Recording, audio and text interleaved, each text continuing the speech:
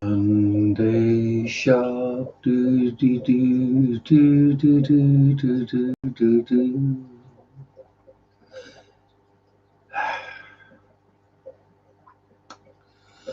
Good evening. How is everyone? Hope all are well. Either those lurking and shopping or those here. Hey Jess, Mismatched Socks and Warrior, how the devil are you? Yes, thank you very much. Tanky was a very special little epistogramma. We'll get into that a bit later on. As part of the news. The star's already out and about. There he is, his Spazzy boy. Yes, I know, Spaz. Everyone tunes in to see you, don't they? It's not me, it's you. Yeah. Exactly. Yeah, he is a very sweet little fishy, Tanky was, and very special to me, but he did well anyway to last as long as he did. Favourite time of the week. Ooh, what's happening? There must be something interesting or amusing happening. Can't be me. I mean, thank you, I guess. Whether that's more an indictment on me or you, I don't know. I mean, weirder things have happened.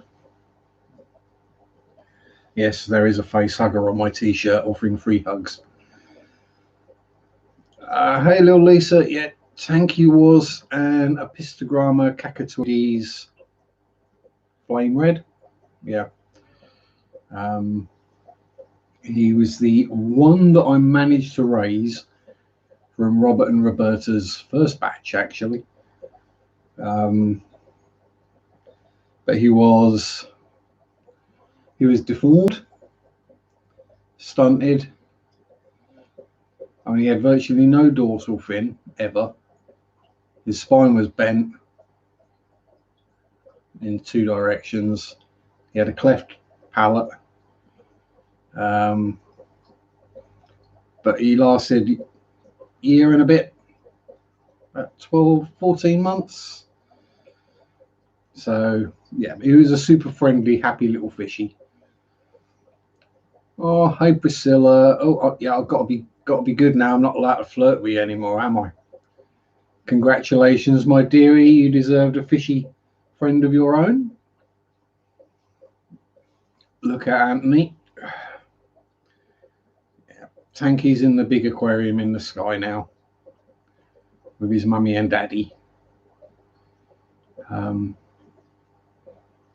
But yes, hopefully Marco and Floor can produce some replacements. Oh, I know I can flirt with you, Brian Gorgeous. How are you, my friend? Been a while? You know me, I'll flirt with anyone. But I'm not one to step on another man's toes.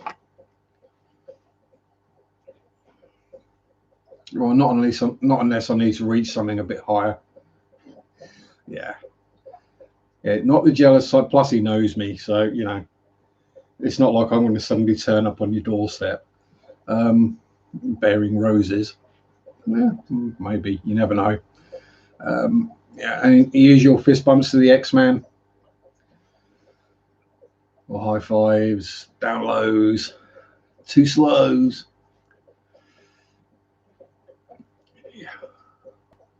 Yeah, chocolate is yum, yum, yum, yum, yum. I'm trying not to think about chocolate right at the moment.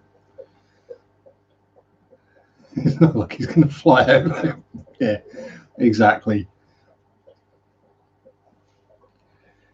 So this is it. I think everyone knows I'm just a tart and a flirt. I don't mean anything by it most of the time, but it's just me being me. Speaking of which, lovely Marit, how are you, my dear? I hope you're feeling somewhat better at least. Yeah, big get well. Kissy. Not that it'll actually help. Oh, pardon me. Because even I've not figured out how to do internal kisses yet.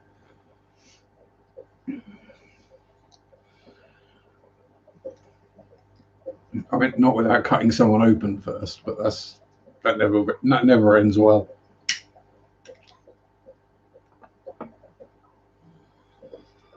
Oh, thank you, Priscilla. Yeah, no doubt you're a bit rather sore, Marriott. Take it easy, and we'll try not to make your stomach hurt tonight.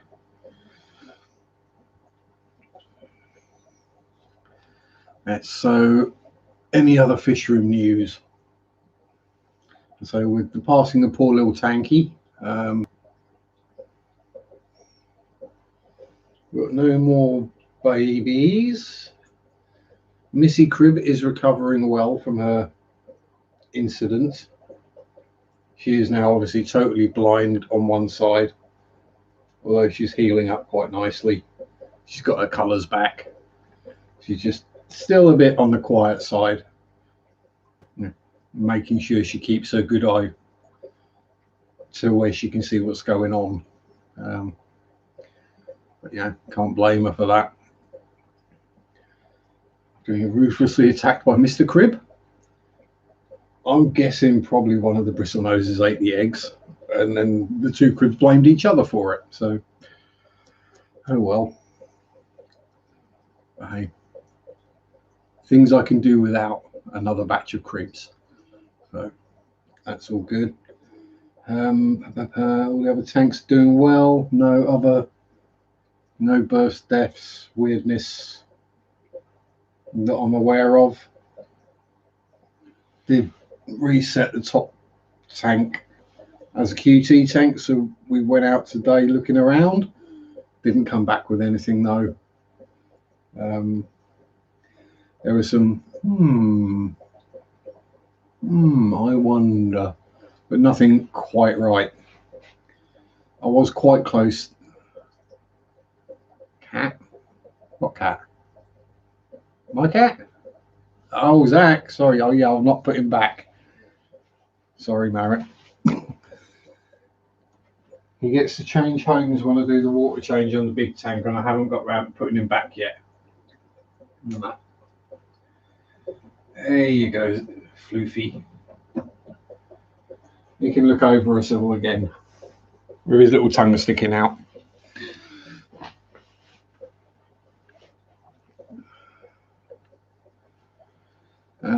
One of my bristlenose plex on the brink. Oh, one's big and fat, the other one's flat as a pancake. So all you can do, all I would say do is just chuck a bit of extra food in there. Oh, that's not Zach's grumpy face. That's Zach's happy face.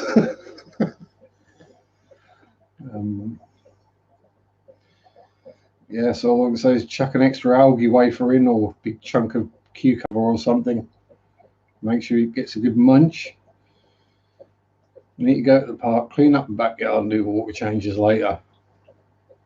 Well, park has to be done. Water changes, they have to be done, but you can get away for a day or two. Yeah, I wouldn't worry about the backyard. Just keep the curtains, blinds or whatever shut, and it's not a problem because you can't see it then. He says, looking at it, yes, it is. Yeah. Howdy, Scott. How you doing, my friend? Yeah. So with bristlenoses, if they're not eating, there's not a lot you can do to make them eat. I mean, you can see how fat Bertie is. She's probably full of eggs again. Dave's looking a bit scrawny at the moment, but I think Dave might have cleared out a bunch of eggs as well, so or reabsorbed or something. Yeah, the frog factory out there. Yes, there's yeah.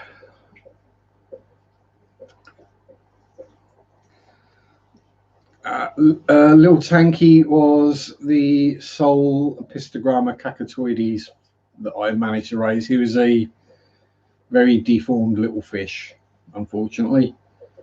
He managed, was he 14 months?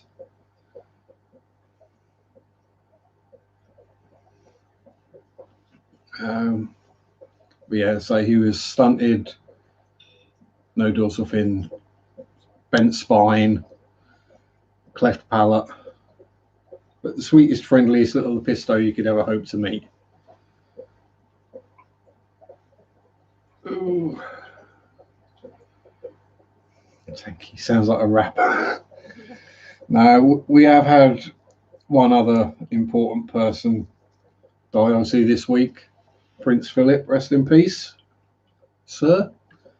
A royal, one of the few royals I've had plenty of respect for. Yeah. Okay. He had a good innings, as I say. Sent food for it, not interested. Yeah, I would have thought that would have been kind of worldwide. Yeah, Prince Philip unfortunately passed this week. I can't remember which day it was. Probably be the same day I started getting sent the various memes. But yeah, he'd only recently come out of hospital, I think for something with his heart. I can't quite remember. It's news. I don't pay that much attention. Yeah, he was allowed to come home as it was. Yeah, Friday. Thank you, Lisa. Yeah, basically he was allowed home to just be with family, as it were, for the last. Yeah, let's say, big shame, but as this is the only salute I am actually entitled to give. That one's for Prince Philip.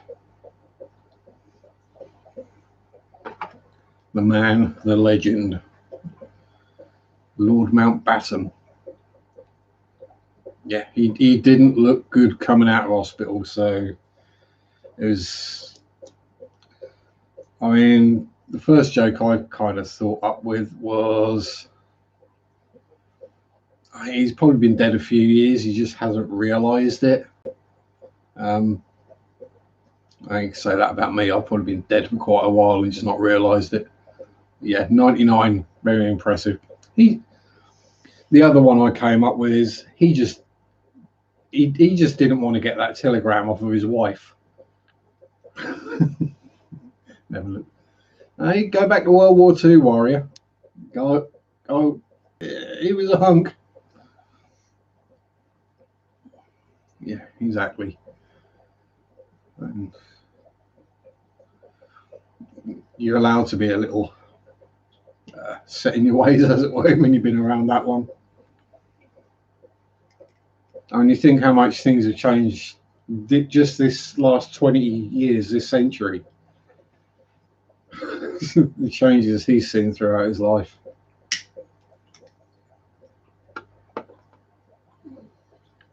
And he was also one of the down-to-earth royals as well.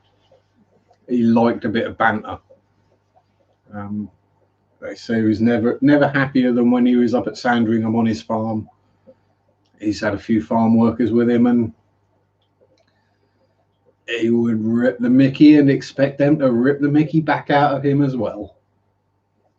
He didn't want the "Good day, sir. Doff my cap to you, sir. Your lordship."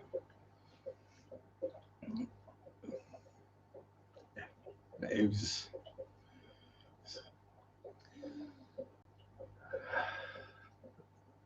Never mind. At least we still got Queen Elizabeth, Lilibet, as he called her.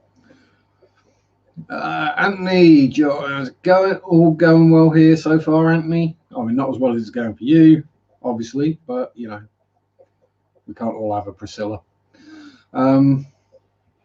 There's only one to go around. They didn't make another one. They reached perfection and gave up.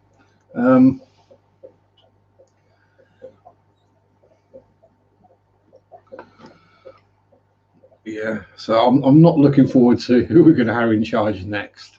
Let's put it that way in the UK.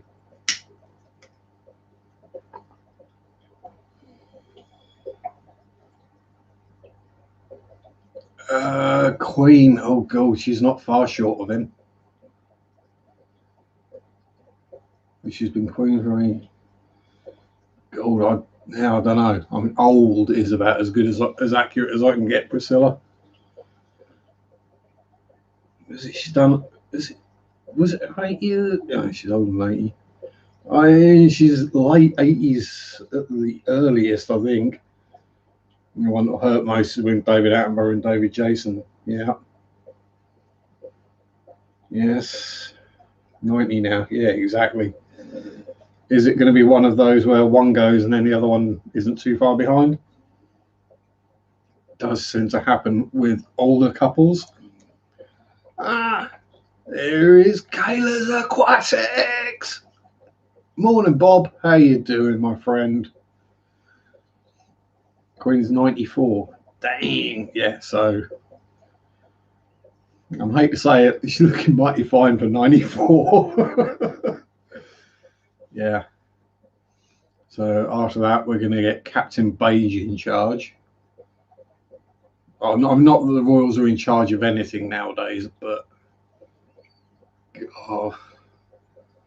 we got the wet drip generation coming through next. It's the beige vanilla, mildly moist.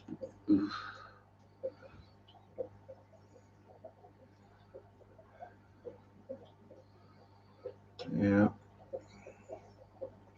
Queen's still got too much work to do. Oh, I mean, they got to get rid of Meghan Markle first, don't they? Really? So.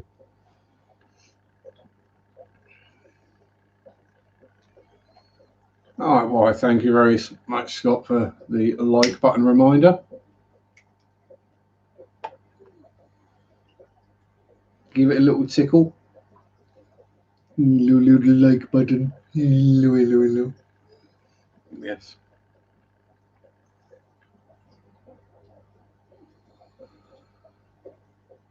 Yeah. I've got a funny feeling the Queen or David Attenborough could probably outdo me. They're probably fitter than I am. But, you know, such is life. I am a mere pleb. Please don't send Megan back. Oh, no. If she gets sent back, it'll be in a sort of 6 foot by 2 foot pine box. Well, providing there's enough left. Can't you just skip one and go straight? Yeah, we wish we could. Because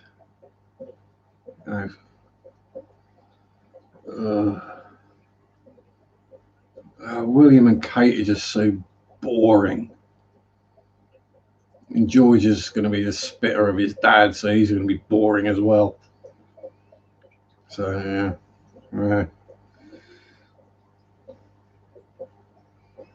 Although I can't see. Not yet, Priscilla. You know, apparently Princess Di was the Queen of Hearts. And yeah, that one didn't get investigated too closely, did it? Hello, Maple Street.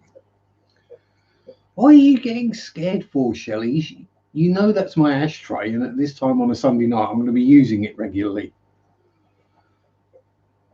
Is that another? Oh God, we got more babies. Oh dear. Yeah, we have got more babies this week. Just spotted a baby shell dweller.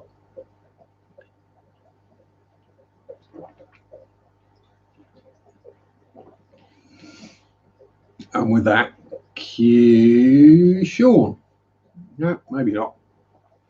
Normally, as soon as you mention shell dwellers, nobody investigates anything. I mean, certain things there's no point investigating. Nobody really wants to know exactly what happened.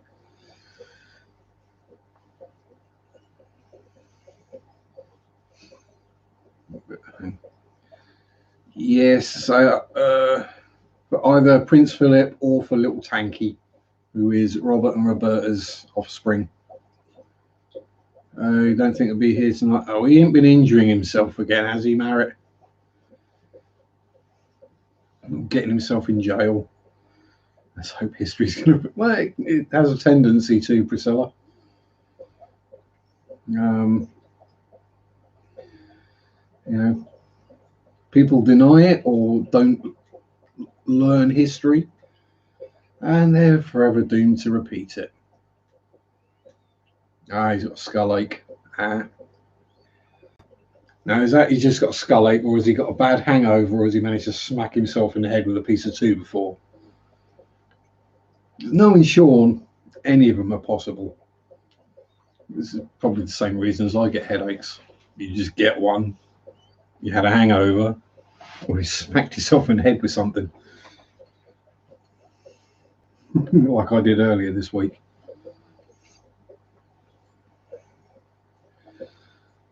Hey Undertaker, you have a lot of baby guppies. I can help you out with that, not a problem. I just put them in there and they magically disappear. Don't they, Spaz? You see, you put 50 guppies in there and the guppies disappear and Spaz gets bigger. I wonder.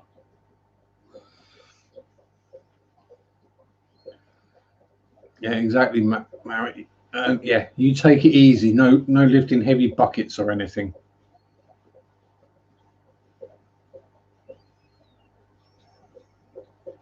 Oh, I had your second jab. Still not had my first. Yeah, hopefully that all goes well. Yeah, exactly, Priscilla. I was thinking about that earlier. I was like, when was that? I was like, oh crap, I'd only just moved into this house. I was 21. Eek. Done nothing much but sleep. That sounds good to me. Cheryl, I mean, I'm quite happily have an injection that means I sleep a lot. Albino bristlenose male on some eggs. Just not sure who the female was. That'd be a nice surprise for you then, wouldn't it? See what colour they come out. Probably be about a week because they don't get any colour as soon as they hatch. It takes a few days to a week for them to get colour after they hatch.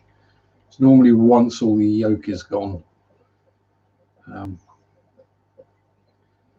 I only say that and know that because I take the eggs out as soon as they've started wriggling and pop them in the breeder box. Mainly just to give Spotty a blooming break because it must be tiring sitting there fanning eggs for 4 or 5 days, not moving to feed yourself or anything. Oh, congrats, Marriott. Totally eggs have hatched. Yeah. Hey, look, it must be that time of year. It must be spring has finally sprung and everyone's feeling naughty. I'm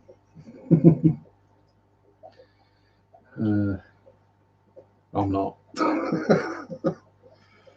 If anything, I'm feeling the exact opposite lately. So, you know.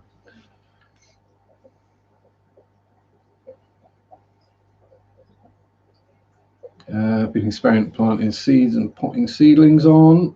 Yes, always fun.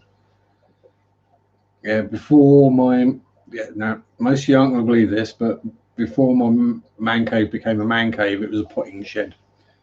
The spare bedroom was a potting shed, basically.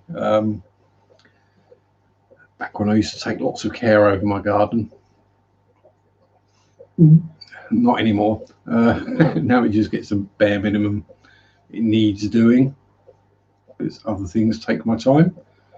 I'm older. Both Fartweller and Filamentosa eggs. Oh, sweet. You're going to have lots and lots of bubbers as a feed, Marriott. I hope you got plenty of food for them.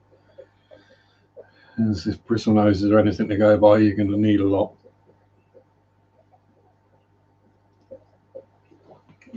I mean, that down here. No, not. I mean, that kilo of algae wafers that I bought is pretty much all gone already in 3.5 months. Oh no, nerd alert, nerd alert. Hello Jason, how you doing, my friend? Fellow nerd. Nerd. One day the geek shall inherit the earth. Nowhere near as bad as Bristol's.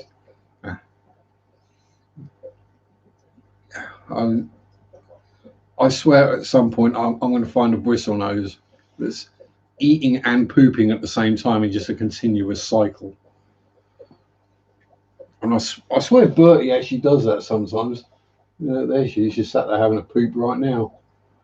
But sometimes she'll hang vertical and the poop will come out, run straight down, not run, but fall straight down and nom, nom, nom.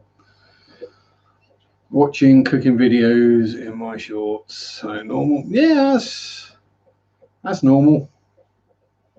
I mean, watching cooking videos, yeah, a bit strange, but considering what I'd normally watch. Do I still breed the shrimp?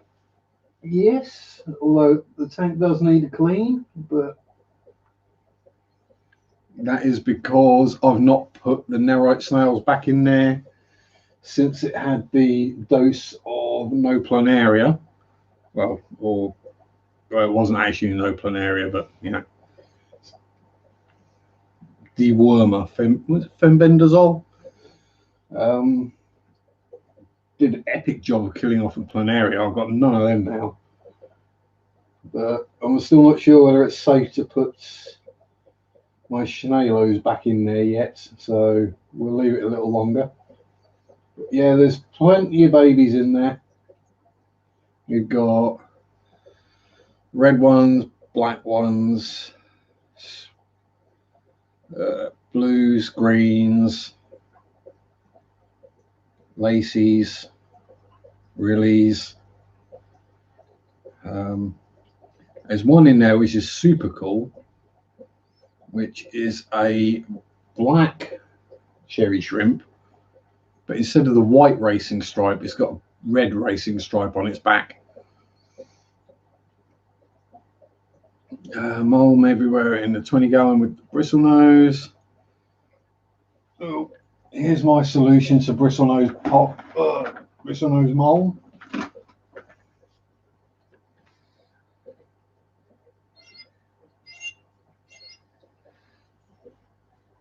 No, I don't use it for anything perverse. That is awful cooking. It is purely for sucking up bristlenose poop.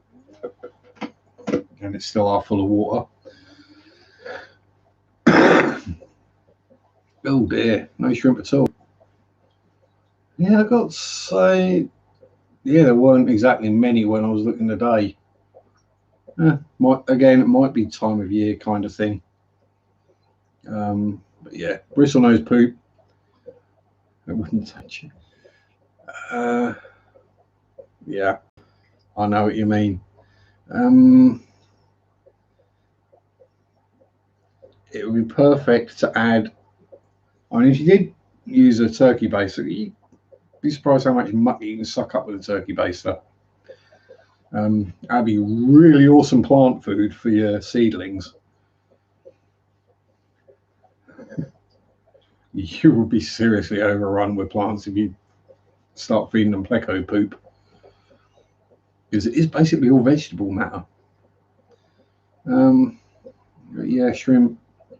Yeah, there weren't many cherry shrimp around today when we looked. I mean, admittedly, we only went 2 places.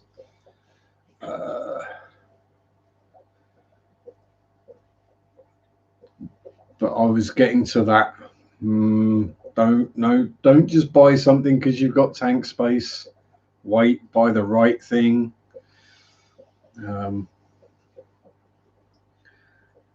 Because yes, I found myself looking at blood parrots and also at rams again.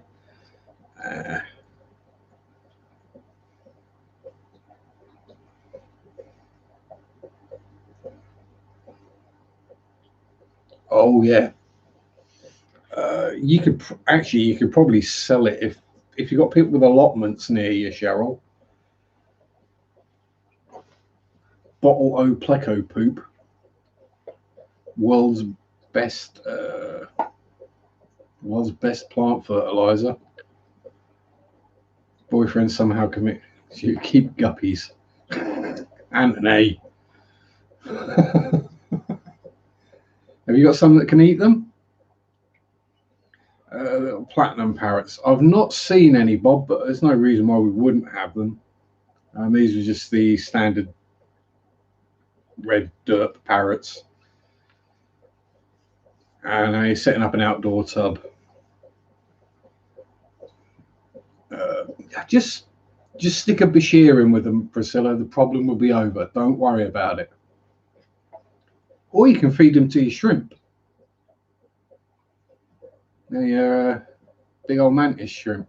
That'll quite happily munch them. Probably in one. Much the same way that Spaz does.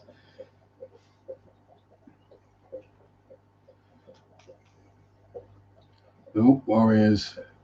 They're pretty. Oh, they are, but I'm glad I've got my Spazzy boy. Here he comes. Oh, look at him, and he's gorgeous. Butter wouldn't melt. Hey, would it, buddy? Admittedly, you know, the one remaining guppy is looking a bit nervous right now because Spaz is up and about, but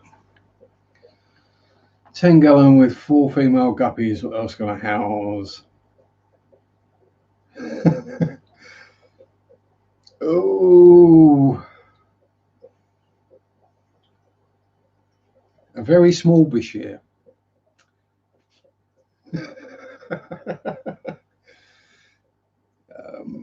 10 gallon, 4 guppies.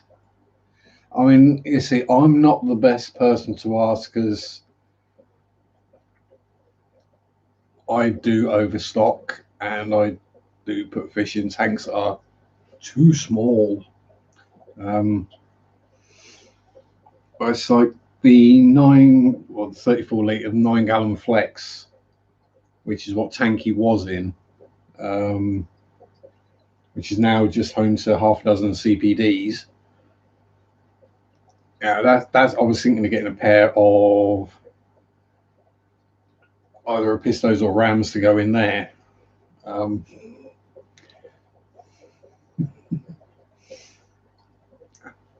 And a bristle nose, because every tank needs a bristle nose in my book. I like guppies. It's a joke. I got overrun with them. So yes, I got overrun. I couldn't sell them. Nowhere would take them. So yeah, they became live food. It's circle of life. I mean, heck, it's it's not nice. It's a nasty thing and it's horrible. But let's say, for example, howdy, Mike. Let's say, for example, the electric blue Acara spawn successfully, and I managed to get a good old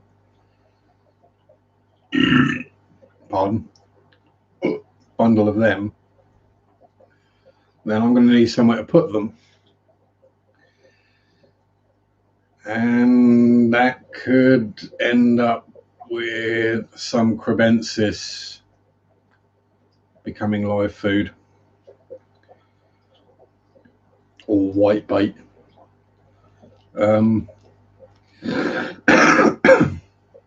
Where do you sell fish? I mean, I kind of got lucky in that I found a local wholesaler who has now moved. Not really helpful. But through him, I got in with one of the local shops stores. I've been mixing the two up. So they actually pay I get a pound of bristle nose. Yay! Just got first bristly. Om nom nom nom nom. And just in case any weren't aware, I decided quite a while ago that the group noun for a whole load of bristle noses is an omonom, because this is what they do. Omonom, omonom, omonom, omonom, omonom, constantly eating. Yeah. So I've got one wholesaler I can technically sell to, one local fish store I can sell to. The reason I sell to them is because they used to buy their fish from the wholesaler. And I've gone, hang on, we can get them straight from this guy who's selling them to him, and we can cut out the middleman. So, yeah. And another one that I can get store credit. Obviously, like pets at home, not going to get anything. They won't even take anything. And the other ones are like places like a garden centre where, again, they just won't take anything in. But again, Priscilla can take them into her own store. Yes. Oh, Priscilla, if I was in town, if I was in the same town, A, I'd probably be working for you by now, and B, I'd be keeping you supplied with bristle noses. And C, I'd probably be shot by somebody already. So I would have offended enough people that I'd probably be shot.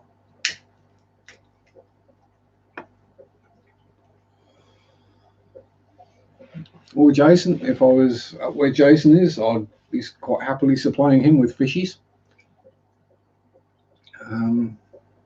But I've done it before where your hobby is your job, and then you stop enjoying the hobby so much. I did that when I worked in the model shop. Need to hire someone to take my job eventually. I'm not looking for managerial.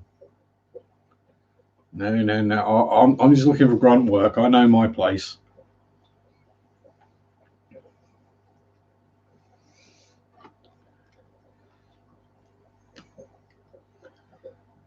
I also like knowing I'm generally smarter than my managers are. It is a fine line, exactly.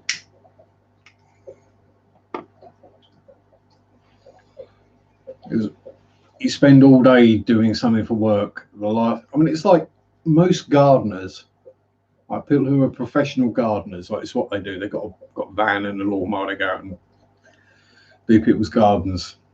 Their gardens are a tip usually, because the last thing you want to do after you've spent the day mowing lawns and digging borders over is to get home and do the exact same thing.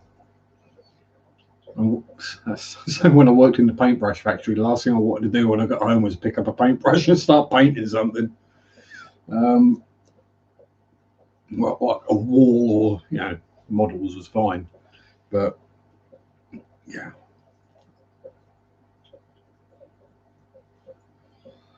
It's a tricky one to pull off, but if you can. I work in a shop that specialises in European imports. Well, yeah, I would, but I'm not in Europe. And I haven't got anything native. I say it's one of those. And hey, I do have retail experience, quite a lot actually. But yeah, I'd rather work in a fish shop than I would in a bloody convenience store. Let's put it that way.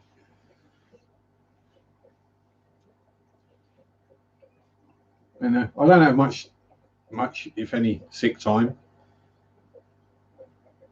I don't really want to work full time, so I don't need full time hours.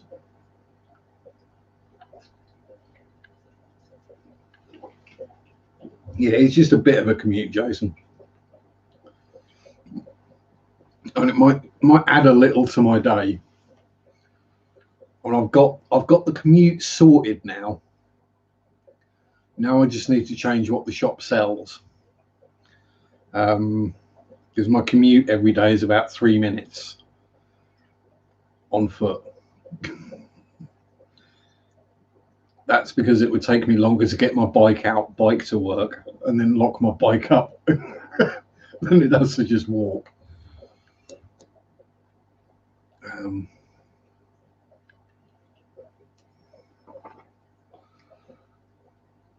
Plus 4 out of every 5 shifts when I come home, it's pitch black middle of the night. So, hello, Brianne. How are you?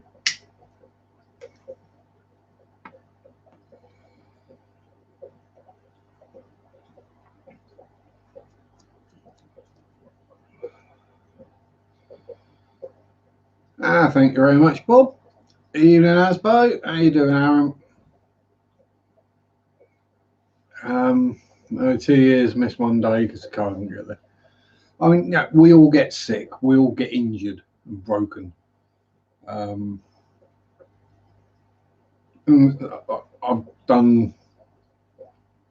now been at One Stop just over a year, and I haven't had a day off sick, or late or anything.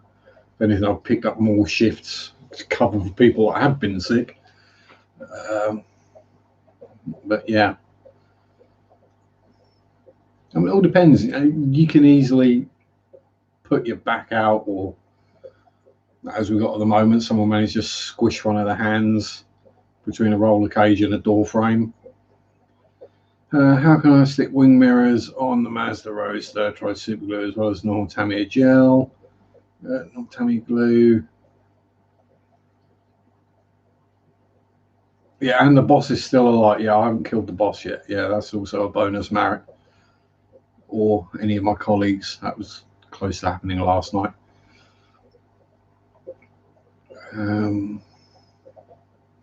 Yeah, when you're the boss, Priscilla, you can pretty much just hide up in the office if you can get, if you're feeling rough. Tamiya Rose, Mazda Roadster. Would that be the MX-5? Yeah, I mean, I probably, yeah, that's a tricky one. Wing mirrors are always tricky. So, yeah, I'd have gone a super glue gel if you've got it. Or if not, pin them if you can. So, either very, very fine drill bit and a very, very, very fine piece of wire, and literally use that to give yourself some purchase, as it were, drill a hole in the body as well. That'll give the glue something to hold on to. Because, yeah, otherwise, even if you do get the super glue to set, because that is your best bet, yeah, it can be a very fragile joint. Been eating healthy and quit smoking. Oh, well,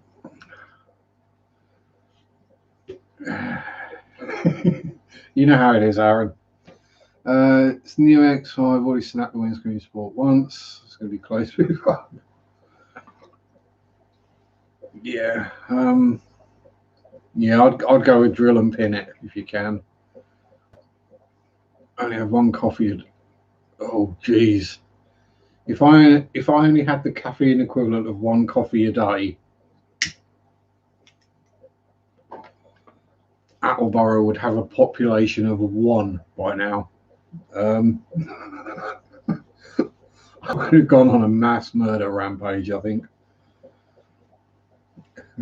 No smoke, no cigarettes, and no caffeine. Oh dear. Sticking your fingers together with super glue right now. Oh dear. How do people manage to do that? I mean, if you're going to do that, at least do something amusing like super glue your head to the table.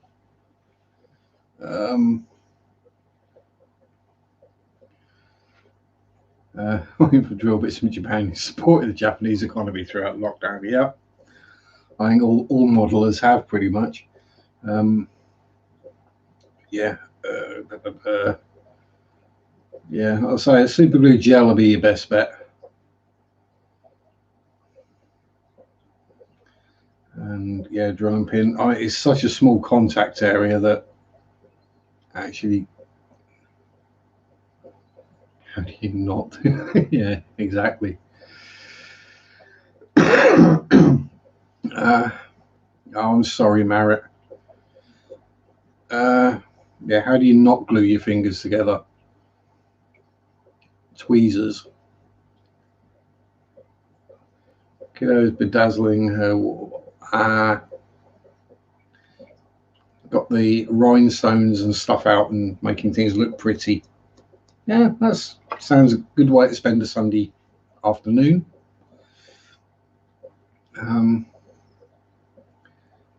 Yeah, and there's always the fact I've stuck my fingers together so often I don't even notice it anymore. No, you just so it's just thumb and finger. Oh, it's usually those two fingers you stick together because the glue gets down the side of your finger and you don't notice and you end up sticking them together. So you pull them apart as best you can, get the scalpel, and job done. You either cut the glue or you cut the skin off, one or the other. Unsticks it anyway. Or nail varnish remover, which I'm sure you have access to, or acetone if you can't get nail varnish remover. Oh dear, Aaron's been looking at E2046, you dirty, dirty boy, you. Yeah, it is expensive postage, and it does take about a month to get here, but yeah, there's some very good recasts, let it put that way. I don't think all of them are recasts. I think there's quite a few originals, but yeah, there's certainly some interesting subjects to paint. As long as you're good at skin tones and wet effects, you're okay. Yeah. What was the one? Because that's where Resin Rosie came from, which, ye gods, she's been sat there half painted for 4 or 5 years now. I think I've lost half the pieces, so she's going to have to go in the bin. Because there ain't no way I'm trying to sculpt a female hand in 1/6 scale.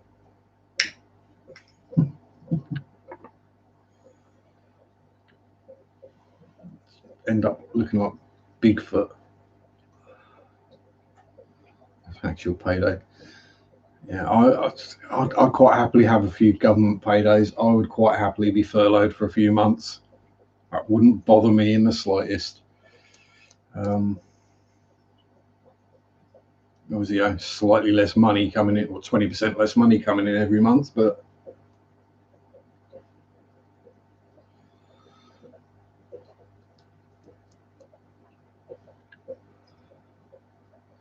I'm going to get the naughty copper and the naughty nurse, naughty firefighter. There's pretty much naughty everything. I can't remember exactly which ones they were. There's one of them, and there is a pure adult section. Chronology of my injuries and make great audio book. Oh, geez. Jeez, I don't think anyone wants to go there. I can't remember half of them. I got dropped from warehouse just before first lockdown started. Bummer. Yeah, list of my injuries. Jeez. At least I'll be able to do second, third, fourth editions, I suppose. Yeah, actually, I mean, yeah, it would start off with the time I got run over when I was about 6. I think the most recent dumb injury would probably have been back when I was working at Sainsbury's and managed to run my foot over with a roll cage full of drink.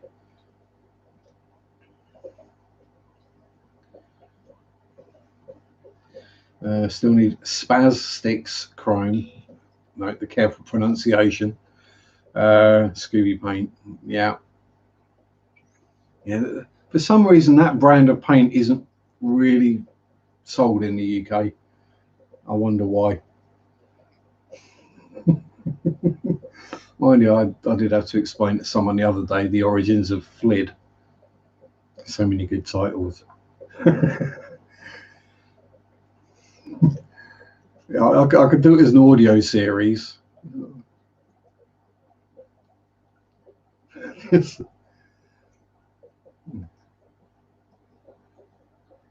Sharpies. Sharpie waffles. The time I got run over, the time I blew myself up, the time I electrocuted myself, the time I got hit by lightning, the time I broke both my feet at the same time, the time I fell out of a tree into a ditch full of stinging nettles and brambles, the time I peed on an electric fence twice in the same day. Oh dear, yeah. The time I broke my nose in my sleeping bed, the time I fell out of bed and fractured my skull, the time I fell out of bed and fractured my skull the second time. Yeah. How many times is it possible for one man to break his nose? Is there another spider up there? Possibly.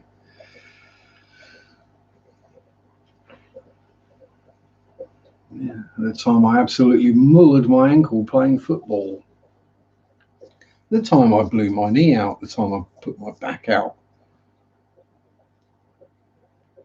The time I did my rotator cuff.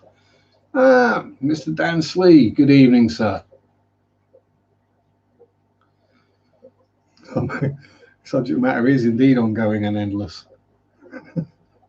The time I glued my head to the bench. The time I picked the soldering iron up by the wrong end.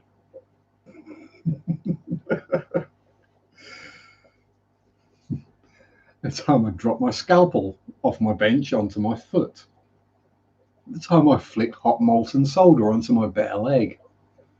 Yeah, that is going to be a long series, Bob, or a long book. Yeah. Don't think it'd probably get more views than my normal content does, but you know.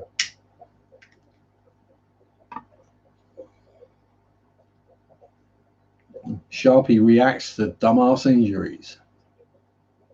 Yeah, been there, done that.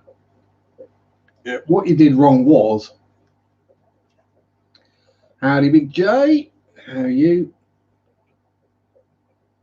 It's the other thing I looked at. I did look at a red-tailed catfish today.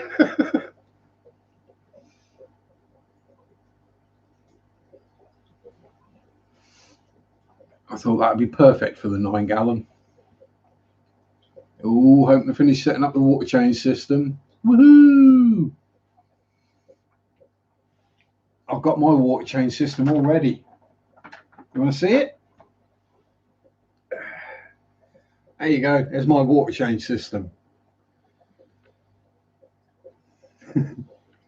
Yeah, aftercare or lack of. Yeah, the lack of, more like, yeah.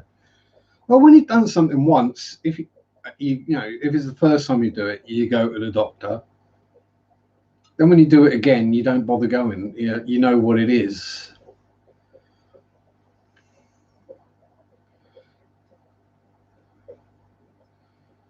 Oh yeah, I've broken most of my toes, all my fingers, most of my ribs. Knees are shot, shoulders are shot. I tore the rotator cuff in that shoulder and just left it. Didn't bother. It took the best part of a year to heal, but it's all right now. And I did that just closing the window in the cave. Yeah. Don't kneel on a chair that's got wheels on it to close a window and when you're stretching, because full stretch and then the chair rolled that way and the window went that way and I swore, never broke a bone in your body. Yeah, keep it that way. I mean, after a while, you get used to it, so it doesn't really hurt that much. Yeah, just how the devil are you?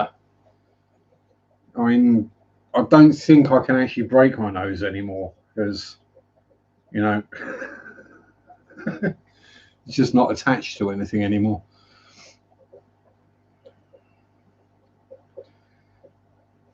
I mean, literally, if I push it over, it stays there. If I sleep funny, I have to. If I like sleep face mushed into the pillow, I then have to straighten my nose out in the morning. Yeah, don't talk it up, Lisa. Don't talk it up. Mind you're little, so bones are little, so less leverage, less likely to break.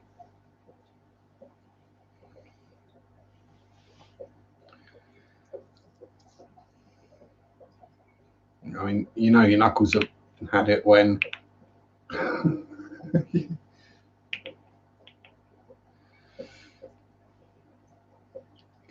Yeah, time to wrap yourself in bubble wrap, Lisa. Bubble wrap and cotton wool. Home alone, let's hope not. That's normally when I tend to injure myself, is when I'm on my own. I'm normally a bit more careful when there's other people around because other people will see it happen and take the mickey.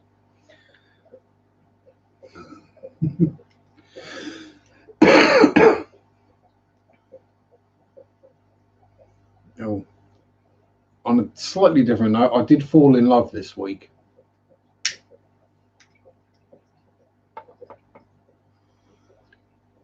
As I made a new friend. I met an 8-week-old Rottweiler puppy. Oh, super cute and gorgeous and adorable. Literally 8 weeks old. I can click a train dogs without the clicker. Yeah, quite easily. Hang on. Oh, no, that's not going to go.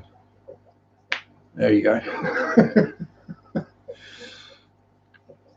Yeah, I don't think there's many joints in my body that don't crack. And there's some bits that crack that really shouldn't. Bits that should be 1 bit but are 2 bits.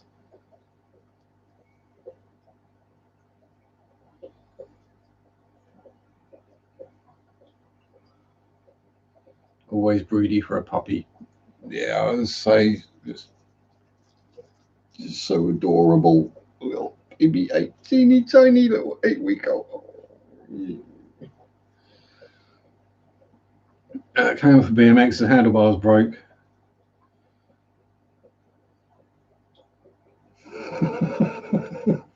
Yeah, you crash and then your mate behind you crashes into you. Yeah, been there, done that one.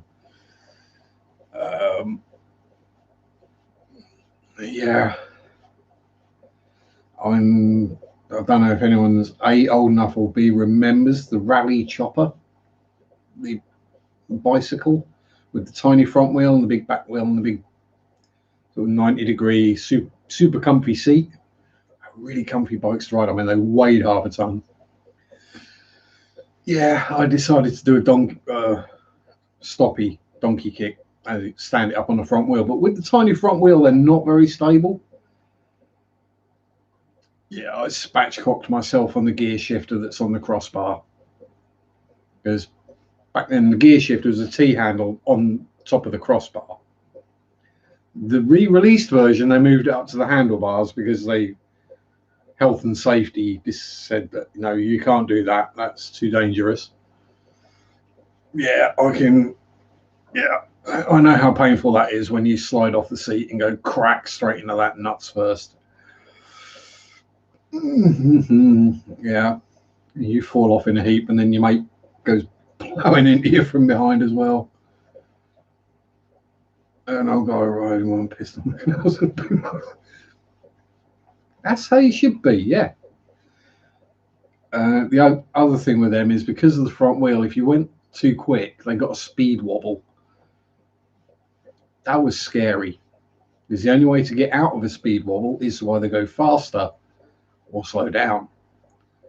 And when the front wheel's doing that, last thing you want to be doing is trying to hit the brakes. Oh, thank you very much, Bob, for the Kung Fu Kitty and the $5 as well. Oh, sorry, Marit. I'm not trying to be funny. I never do. It just kind of happens sometimes.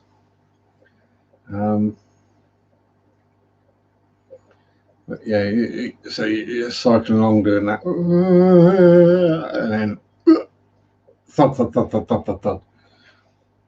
Ow. Not quite as funny as the time we were kind of racing Ian Brown from the Stone Rose. Oh, what a legend Ian Brown was. I mean, he could barely sing. I mean, he could barely speak, you know, being a mank, but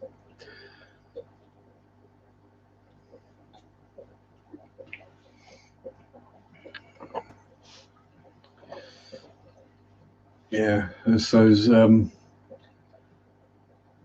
going back to my teenage years, it was when I lived in Deetham, which isn't that far away, but the road into the town, Deetham being a tiny little village,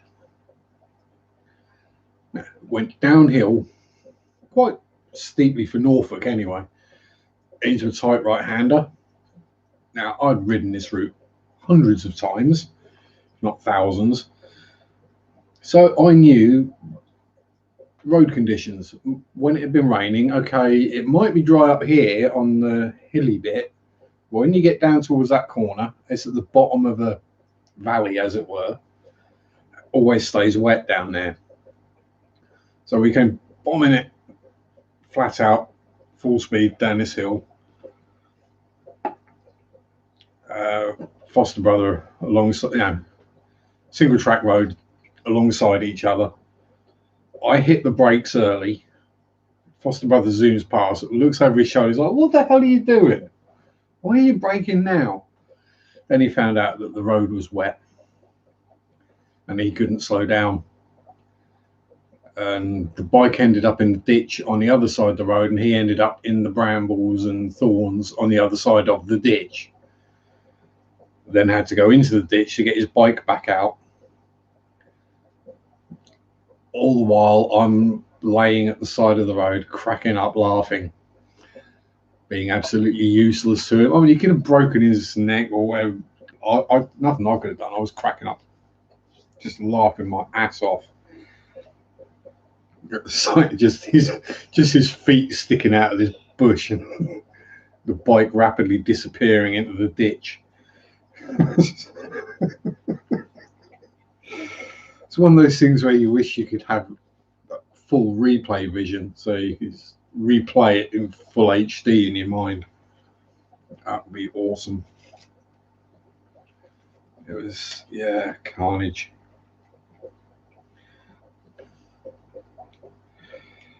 And then I got in trouble for letting him do it. I was like, how the hell do you think I learned to brake early for that corner? It was one of those where at some point they actually filled the part of the ditch in with a culvert underneath it for the actual water to drain through, because so many cars ended up in that ditch that they just ended up, it's going to be cheaper us to just fill it in and so they can go straight into the field. Cheaper and easier for the repairs and the recoveries to just drag them out of the field and be done with it. I mean, even the farmer just gave up planting crops at that area, you know. It's one of those.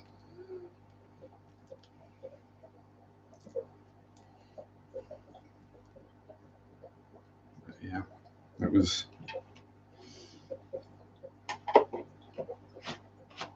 always good. And that was when I learned how to cycle 4.5 miles on just the back wheel, because I had a puncture in the front wheel. and I wasn't walking that far home.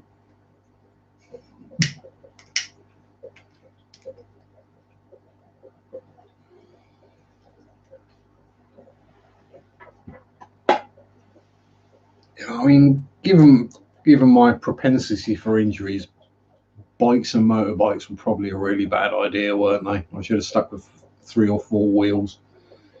But I mean, no serious motorbike injuries, so you know that's something.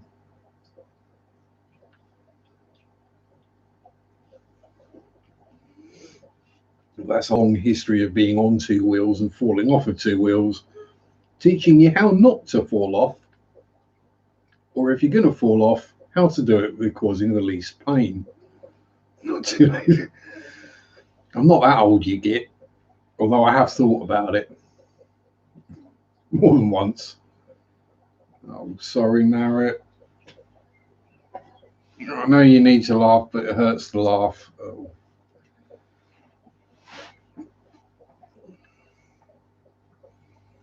I feel like I'm getting glared at now by Zach for making you laugh and hurting yourself. Even the cars all turn their back to me. Oh no, I'm in trouble. What's the matter, Happy Cara? Hey? Come on, beautiful. Yeah, that's it. What you doing, donkey? Hey? Me.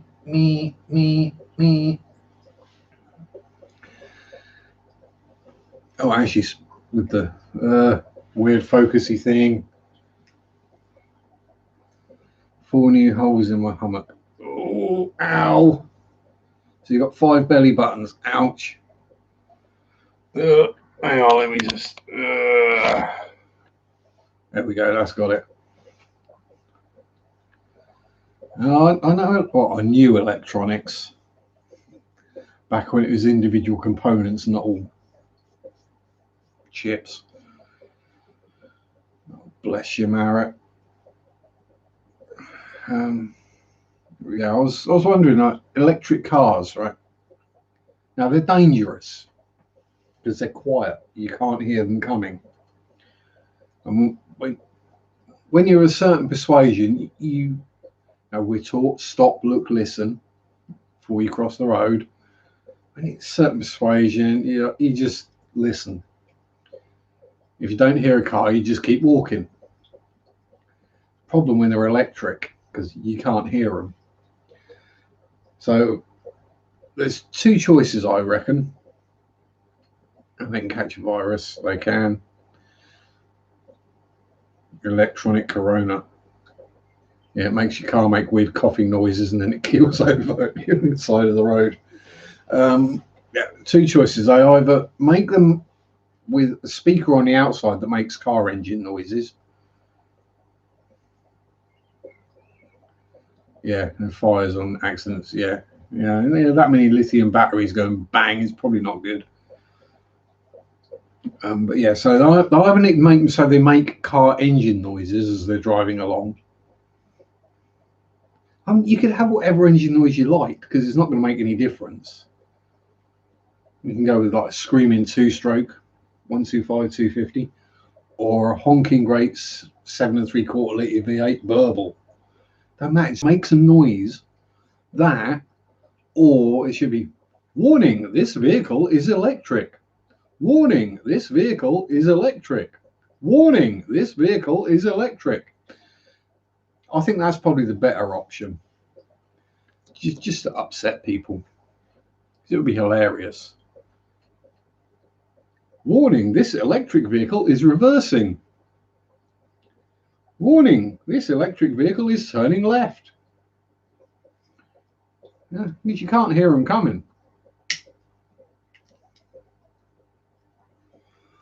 Especially when they're considerably smaller than most of the cars are. Because the ones we've got locally are an old Tesla, which was based on the Lotus Elise. And we got one of the new little BMWs. But either of them, if they're behind a normal sized car, you don't see them even if you look.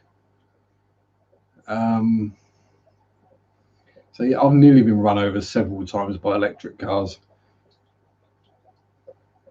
I mean, at least make them have like spokey dokies or playing cards in the wheel spokes so they make some noise.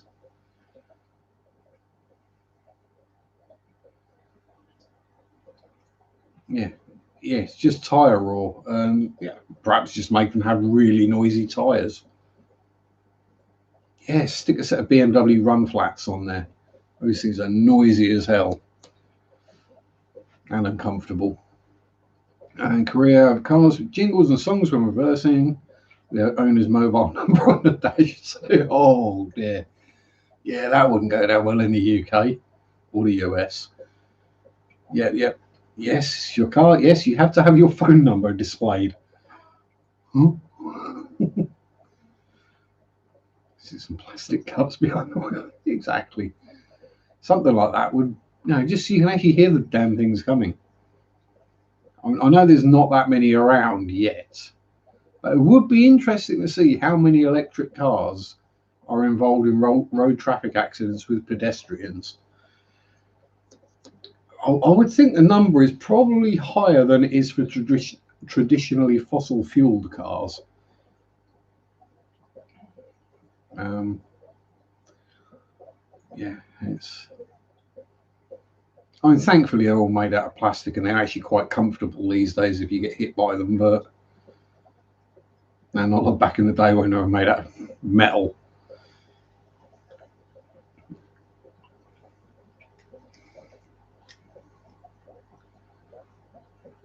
Personally, I think I should just be allowed to drive a forklift truck on the street. That would be fun.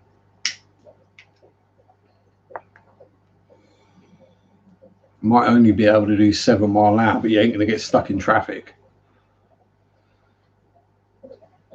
A hell of a lot easier to park as well. And if anyone rear ends you, you're not even going to be aware of it.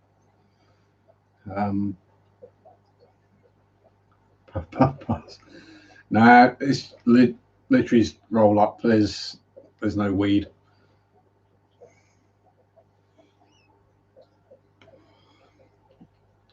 Hi, Aim. How are you? And Spirit Fish. One guy almost hit a pedestrian. Tesla went, yeah. Now I can quite imagine. See, this is the thing. The self-driving, that still needs a lot of work doing because it's got to be perfect. Because otherwise, any slight error.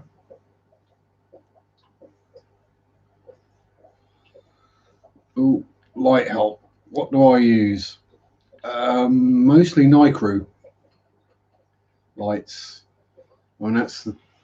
Well, they're not aquascaped or posh. They're just fry tanks, but they're the Nicru Slim LED, just the white version. They're actually turned down to minimum, just so I don't get too much algae.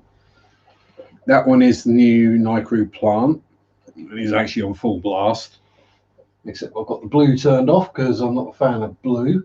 Well, I've got the blue turned right down, and the others are either just standard Nicru, old styly, or they're Fluval tanks with the lights that come with them. The trick is more to match the plants to the light, I think. Unless you've got really super bright, powerful lights, just go for low light plants. Crypts and Anubias and stem plants, things like that. And yeah, Nicru, yeah. Or Mine Licked, which is Nicru, it's just a different badge on them. A lot of them, you just look at them and yeah, they're all at the same factory. Yeah, I will be doing a video on the light that I've put in here now. It's basically the same as the lights that are in them with the red and the blue. You need a light that will make algae. It's just bright lights or blue lights, because blue light can be photosynthesized by algae, but plants don't use it. Plants can't photosynthesize blue light, so any blue you put will just go for the algae. Or as I've done, indirect view of a big glass door, so you know that kind of happens. But yeah, I know what you mean. Algae for the bubbers, the little phylloellas and the filamentosas.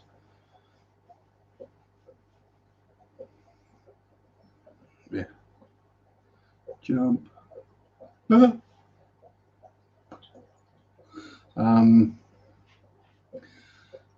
Yeah, so I wouldn't really call.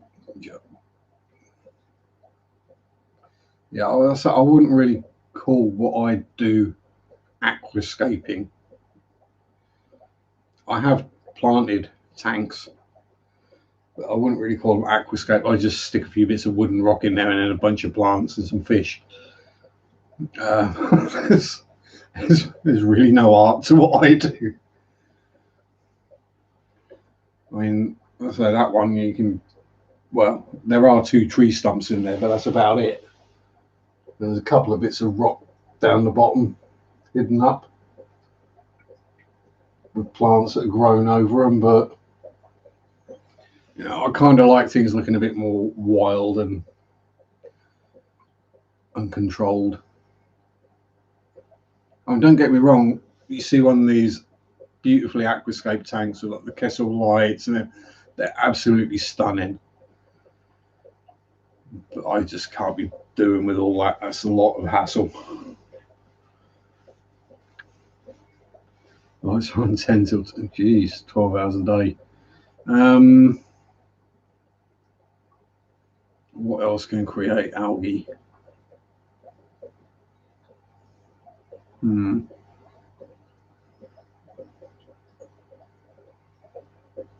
Yeah, I mean, it's direct light will do it.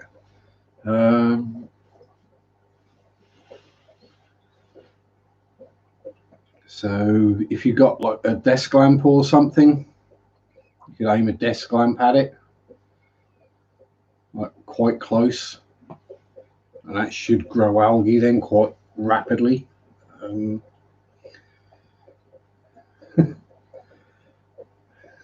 This is the thing. Any other stream, how do I get rid of algae? How do I get rid of algae? Sharpe stream, how do I grow algae? Because I'm looking around going, right, where's the obvious bad algae infestation? Well, I've got to say, Bertie's been doing a good job. She's nearly cleared all the blackbeard algae off of the Anubias now. So the only other one, where's the algae got? Oh yeah, I put a couple of snails in. That's where the algae's gone in there. Literally put a couple of pumpkin snails, trumpet snails in with the shellies, and they basically cleared all the algae off of that now for me. So I think I need to chuck a couple in with the big shell dweller tank so I can get that. Can't even get green water. Now the only way I get green water is if I leave something outside in the sun that's full of water. Yeah, some fertilizers would probably help.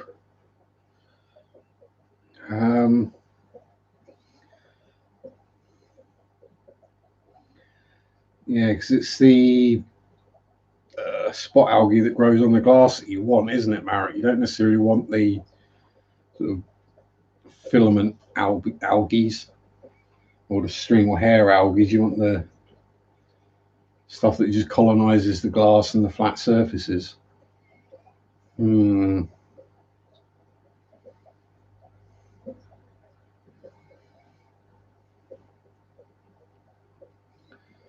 Yeah, I say anything that's going to add nutrients to the water. So if you had a bottle of pleco poop, that'd do the trick.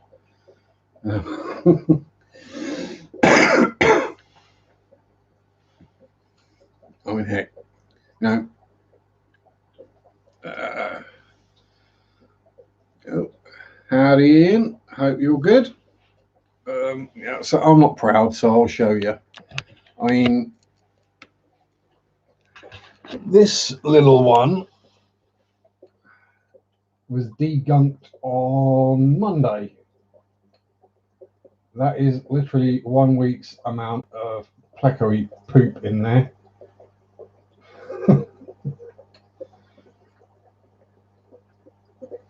Yeah, it's the diatom algae. Yeah, that's what Marek wants. Lisa, there we go.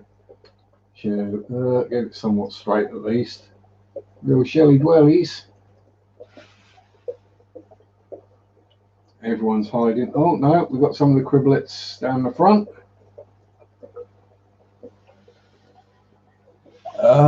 Little more baby bristle noses and cribs. Oh, are we back? Are we back? We're back, I think. Yeah. That is the kind of algae you're trying to get, I think, isn't it, Marek? Stuff on the glass.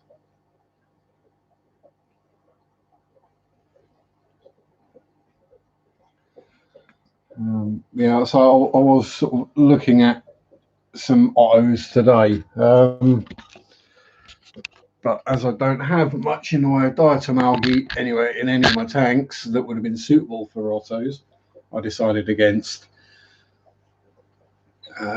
Yeah, so yeah, direct sunlight if you can get it is the best thing. I mean, I even get it in the fish farm. Thankfully, where it grows in there is in the breeder box. Yes, a little Tanky was my rather malformed, deformed epistogramma that I raised from Bubba. He was 14 months. I think it was just because he was stunted and deformed, and he just said goodbye, as it were. He was showing no signs of illness or anything beforehand, so that's all I can think. This is not like he was old, he wasn't starving to death. Anything else in that aquarium is fine. Yeah, as Marek says, she's got whiptail fry and no algae. Actually, I know something you can do, Marek. I've still got it in the kitchen. I'll have a look. Yep. See, when I bought this, obviously the people knew I wasn't buying it for me. Oh yeah, free hugs, by the way. Yeah, he was he was the happiest little pistol sin. So I got, spirulina powder. So basically just ground up algae. And what I do is I get basically something like a lollipop stick, a flat piece of wood, or wood is good because it sucks up water. It's got a textured surface. Also, they like it. Literally wet that in tank water, dip it into the powder, and pop that in the tank. Most of the powder stays stuck to the bit of wood that you're using, and they feed off of that. Works great for shrimp. I've not actually tried it with bristle noses, but I would assume it would work. And yes, this is like the expensive version. Cultivated sustainably in freshwater pools under warm sunlight, this ancient blue-green algae is a natural plant-friendly source of protein. When harvested, it is dried into a fine, nutritious powder. One of nature's richest sources of B12 and magnesium, high in protein, calcium and iron, a source of fibre. This is why there's no way I'm bloody eating it. Yeah, so you could probably try that. Or Hang on, what's the other one I use? Where'd that go?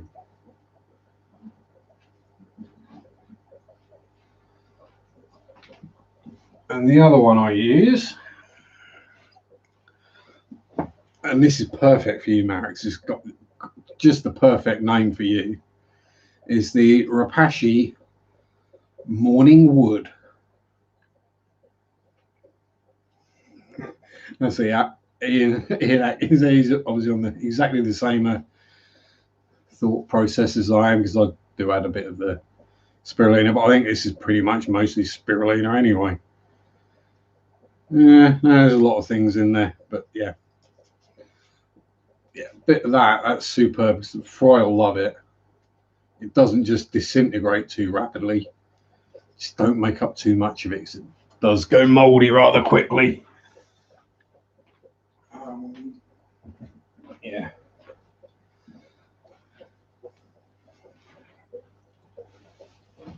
And all I use with that, I just mix some up in a bowl and then put it in an ice cube tray. Keep it in the fridge. And then just pop an ice cube size chunk out and drop it in the tank. And just, yeah, you can put just the powder in. Bottom scratch. I'm sure they had someone with my sense of humour naming them. I'm bottom scratcher and morning wood. Both things that I suffer with.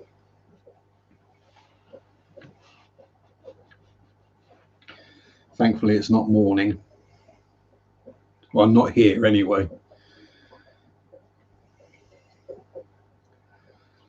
But yeah, so either of those would work. Or literally just algae wafers.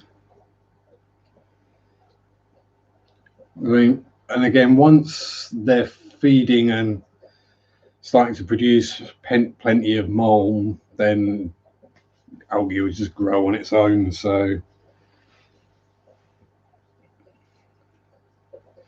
using mix warm water, making a joke. Yeah, I boil the kettle, let it cool down a bit so I don't burn my fingers when I'm. And we all know what I'm like. Me and boiling water is a bad combination.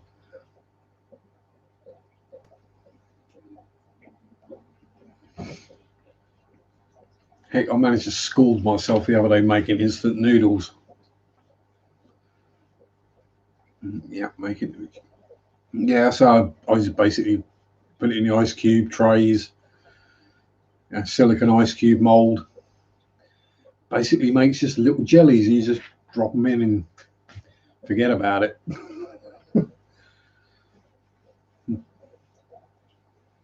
Again, all chunks of courgette, zucchini, cucumber, marrow, broccoli, mushrooms. What other stuff? Yeah.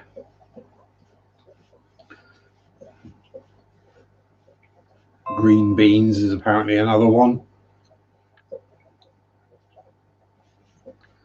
So they didn't do that well for me, green beans. But yeah.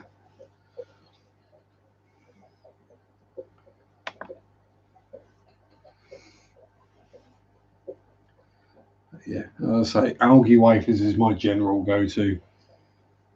I would say a brand, but the ones I'm using at the moment are a no-name, buying by the kilo job. When you're feeding several hundred plecos, it's, as I say, someone like the morning wood or the R.I.P is great when you've got a few. Or thank you very much, Warrior.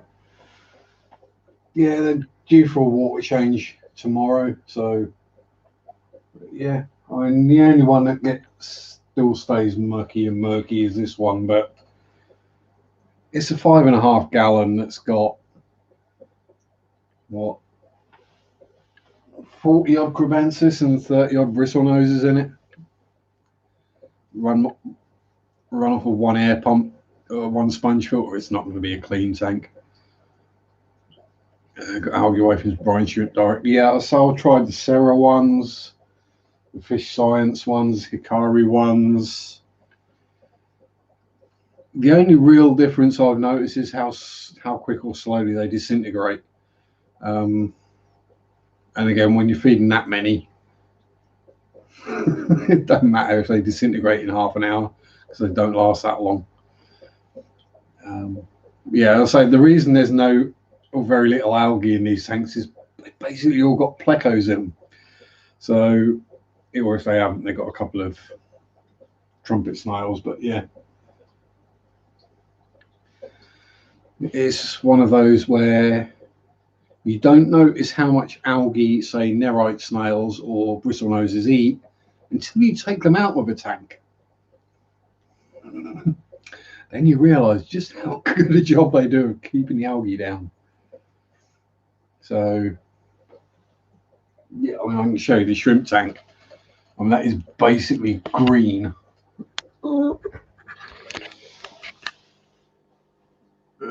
Not that you can actually see very well. Yeah, I still got my Valentine's card out. Are you gonna? No, it's not gonna focus. Focus, you. No. But yeah, I mean, you can see by how hazy that looks. That's not the water. That's just the glass. A nice fine covering of algae on it. Yeah, I'll just give it a scrape down next time it gets a water change. But yeah, I think it's part of my was it anniversary or was it? I can't. It might have been Christmas. Yeah, it might have been Christmas. It might have been anniversary, but yeah, a large bag of algae wafers, which is 255 grams. That is probably going to last me about 3 weeks when I open it. So, yeah, that's a kind of clue how many of them I go through.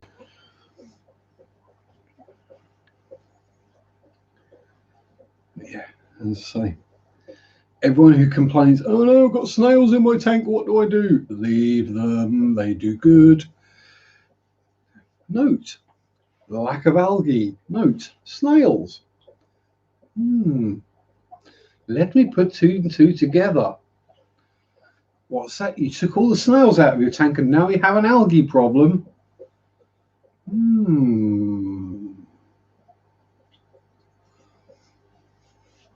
Yeah. And I still don't know where the whole snails are a bad thing came from. I mean, I remember back in the early 90s, late 80s, early 90s, my foster dad had a fish tank and he was so, oh, there's a snail, quick, get some chemical to kill them all. And he was forever fighting algae. So, yeah, perhaps if he'd have left the snails, he would have got rid of the algae. Who knows? Ugh, behave hair. Yeah, so if you want to grow algae, don't have snails in the tank. If you don't want algae, have snails in the tank. Snails are fun anyway. Oh, pardon me. That sounded like some kind of frog mating call.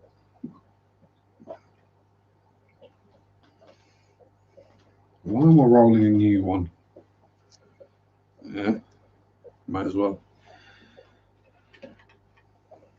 Yes. So, do we have any questions for a Sharpie? Any random questionage?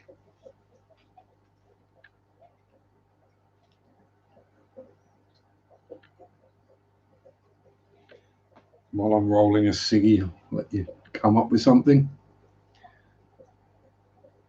Yes, I know. You've been fed.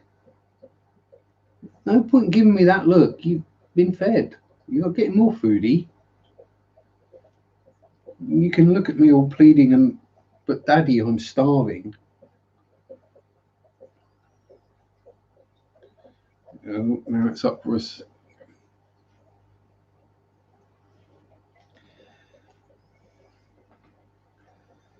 I'm hoping that weren't a typo, because I think that's the last thing you'd want after what you've had the last couple of days, Marriott. But I'm suddenly all in high def again. What's going on? This can't be right. Not something anyone wants to see me in any better definition than you can get away with.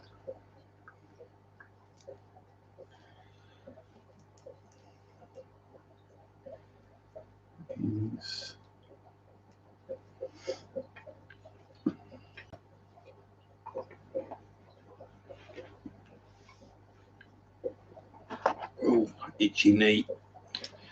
Right, so no questiones. Cool, dear. 10 people can't think of something as a question to ask.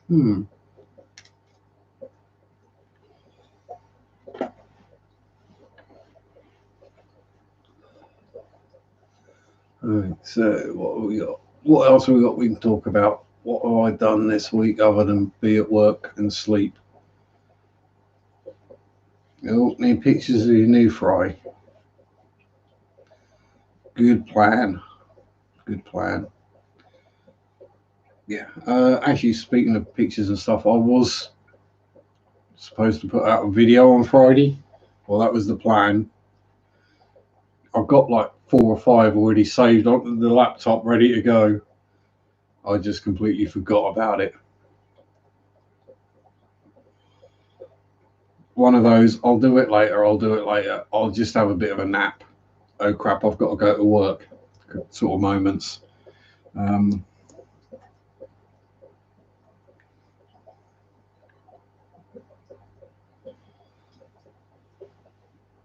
trying to think, what ones have I got? I've got the unboxing video of the Fluval U1 filters that are in and I'll have the video for the Nicrew light that is in here. I've also got a how to catch shell dwellers and the unboxing of the Fluval Flex 9-gallon. Oh, I've got a feeling that my phone just pinged with a picture of Marriott's new bubbers. Right. And then I've got the one-shot setup video of the Fluval Flex. Yes, I did the whole thing in one video, in one shot. That's just the level of my editing skill. I'd rather do it all in one shot than I would try and figure out how to edit.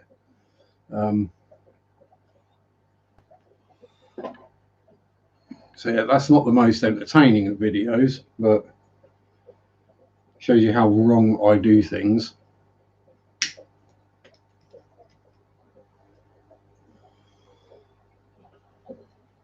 And yes, I did literally put the fish in there about an hour after I set it up.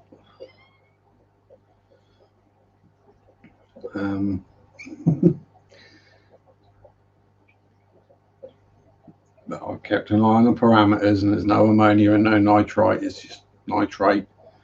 So it wasn't that did for Tanky, and the water's the same pH, same temperature. So, well, he was in there a couple of weeks at least, so you know, weren't a new tank that did for him.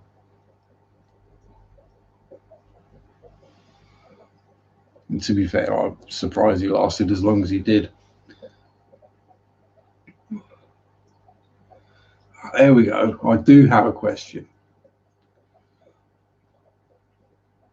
10-gallon tank. I'm going to go with 10-gallon because, you know, easier. Some good and fun tank mates to go with CPDs. Now, part of me is going, the easy answer is rams. A pair of rams in there. This is sand substrate. It's got flat rock. And it's planted. Yes, I'm aware. I think the only person here that will have seen that tank so far is R.I.P.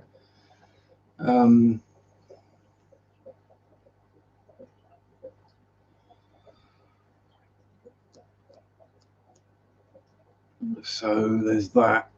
Yeah. And again, it's great fun coming up with the ideas of, oh yeah, I love some of them. It's them finding them locally that's the problem. Oh, my phone's pinging at me again. That'll be more fishy pics from R.I.P, I think.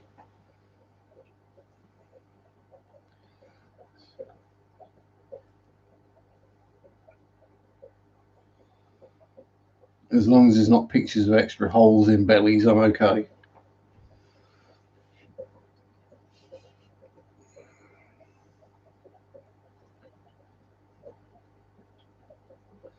Oh, are we being naughty, R.I.P?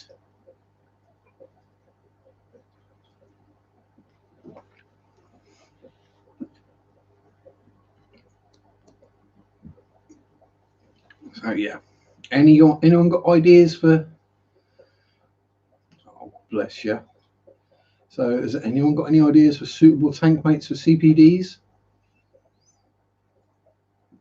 Bearing in mind my lack of regard for tank sizes, and okay, I go with fish that aren't going to get too big for the tank, but levels of stocking. Susie Q, how are you? How are you, my dear? Oh, rice fish. That's a good idea. Yeah, small, zoomy, pretty. That would work well.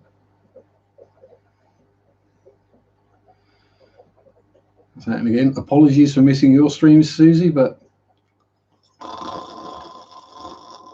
it is generally what happens by the time your streams come on over here. As I say, it's the same with Bob's streams. I'm normally either asleep or just got in from work and about to go. It's not you sending me to sleep, Susie. You're lovely and entertaining. And same with Bob. Bob's lovely and entertaining, but Bob's voice has just got that quality. So I know if I did tune into Bob at like 11:30, 12 o'clock at night, I would be out like a light bulb. Oh, mosquito barbs. They're pretty, again, if I could get hold of. Oh, pardon me. So there's quite a few. I mean, I was thinking a red-tailed cat or maybe an arowana in with the CPDs in the 10-gallon. Oh, and another thing, mosquito, yeah. Basically, any teeny tiny little fishies. Yeah. Anything nano will be fine. Yeah. Yeah. While I was mucking about in said 10-gallon pleco tub just down there, is there such a thing as a super long fin bristle nose? I've got some in there that the tails are longer than the fish. You know, so the bristle nose itself is about an inch long. With the tail, it's like that. Yeah. So extra long fin bristle noses. So I might keep one of those. If I can figure out that there's a boy, because I don't need another female for sure, then yeah, so that could be some interesting breeding to do. Not that I need any more bristle noses being produced, but hey, 40 or 50 a month is plenty enough to keep the money coming in. Actually, another week or two, I'll be able to sell some more. So yay! I mean, the place I sell them to, they do know they can actually just phone me and I'll bring some in. So, well, they've got people that live in town anyway that work there, so they could even just pick them up on the way to work. like Resboras. Yeah, and I've got one remaining Harlequin, copper Harlequin Resbora in there. Let's have a look at them, shall we, for a minute? Oh, try not to set fire to my hand. Excuse the carnage. So we've got Happy Caras, and the one remaining copper Harlequin Resbora, one remaining Guppy, the two Intrepid Ember Tetras, Happy Caras. Who's in there? Here's Spazzy Boy. He's a good old chunk. He's a friendly boy as well. He likes a stroke. He likes a fuss. So there's a couple of clown loaches and a couple of bristle noses in there as well. That's pretty much it for that tank. So I could definitely get away with adding some more. But although judging by the amount of poop I have to clean out the filter every week, possibly not. Might have to wait until I have to sell off Spaz because he gets too big. But he's kind of stopped growing now, so whether that's as big as he's gonna get, I don't know. He's not getting bigger quickly anyway, let's put it that way. But yeah. Yes. Hey, Happy Cara, don't you go nipping Spazzy. Now well, you'll tell me how you nip your back. He's surprisingly fast when he wants to be. And it's not like you're hard to see, even though he's mostly blind.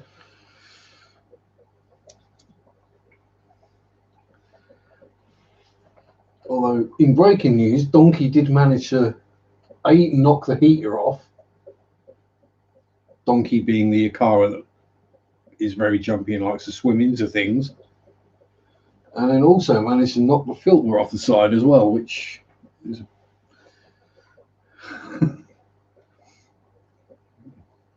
yeah. Easily spooked is Donkey. That's without an E, just like D-O-N-K-Y. It donks his head on things regularly. Easy to tell which one it is, because you usually got either a chunk missing at the top of his head or a just healed chunk missing out the top of his head. Bless.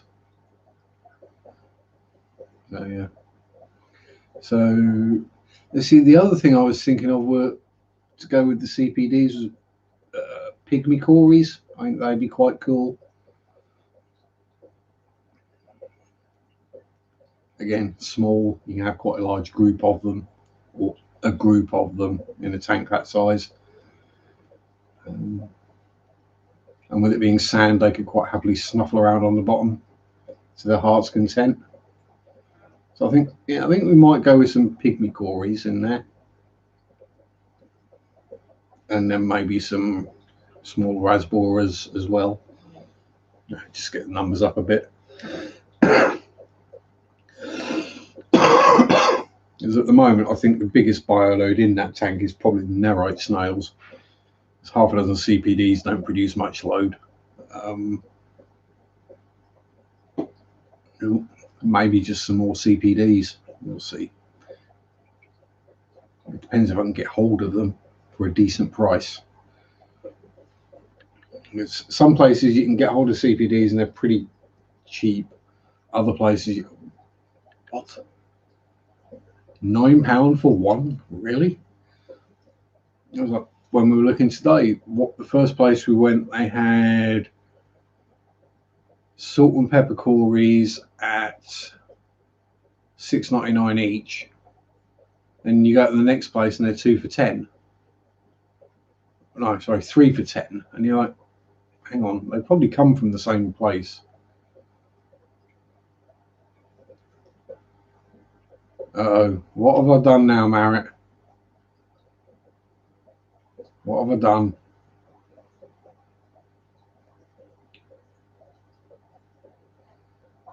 Was my fart audible? Yeah, the price. Yeah, so CPDs can be £9 or £10 each here.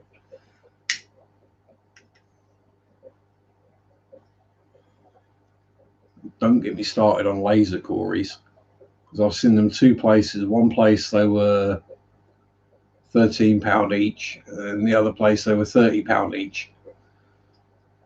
Nearly, well over double the price.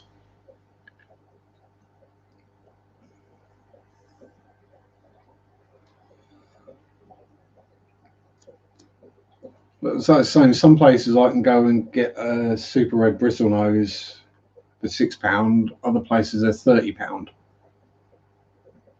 It depends where you go. 30, yeah. It's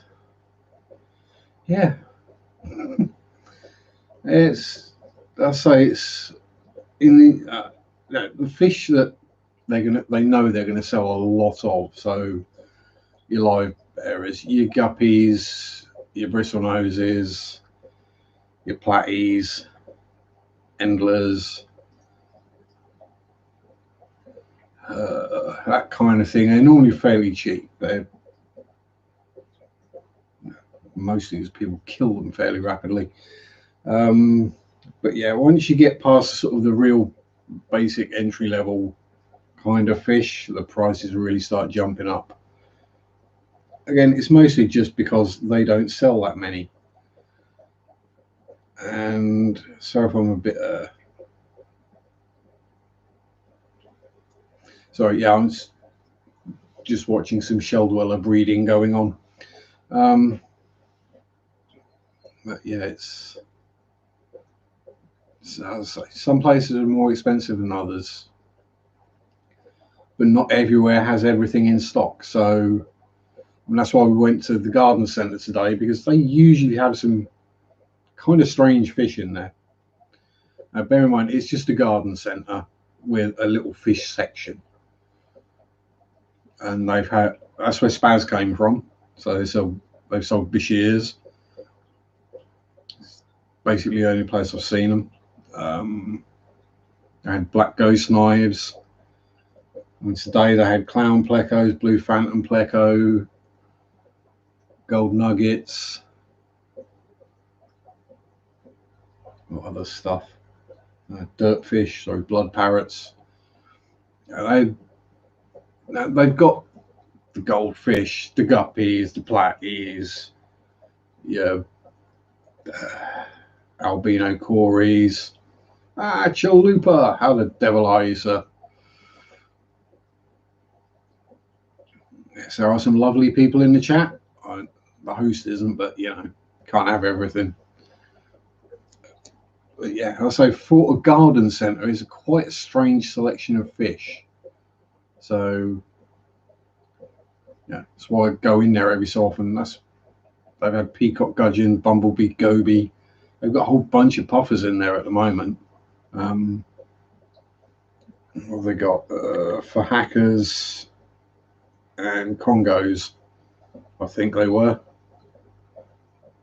They did look very full of parasites though. So looking at the bellies on them, they were either very full of food or very full of parasites. So again, I didn't go near. It's super pretty and super cool, but I haven't got a suitable tank or food source. So yeah, we'll leave the puffers. I think they're probably a little bit above my experience, a little bit above my pay grade at the moment. Heck, I can't keep rams alive for more than a few months, but whether that's me or the quality of the fish, I don't know.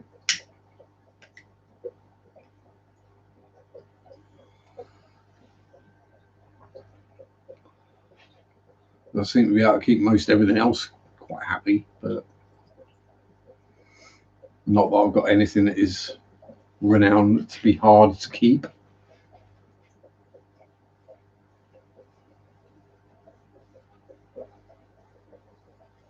Yeah, no, I haven't got anything anyone would consider remotely hard to keep.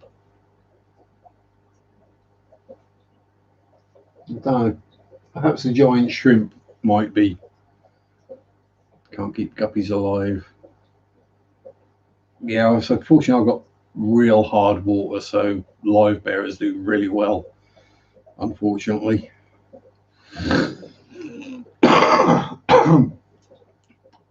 Oh, that tasted better the first time.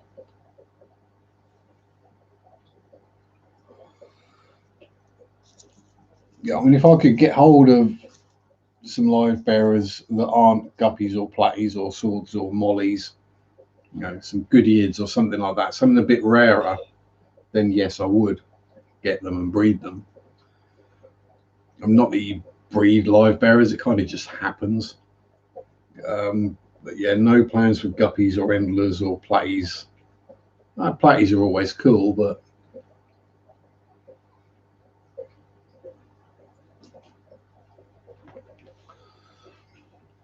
and I'll always have a soft spot for platties because they were the first fish I bred, complete without realizing it. I literally didn't realize until I was doing a water change and Zach started meowing at me while staring at the bucket. I was like, why the hell are you meowing at the bucket, cat? Oh, look, there's a bunch of baby platties swimming around in there. Oops. Hope they're okay. They've just been through the gravel vac. Oops. Find the net, put them back in the tank again.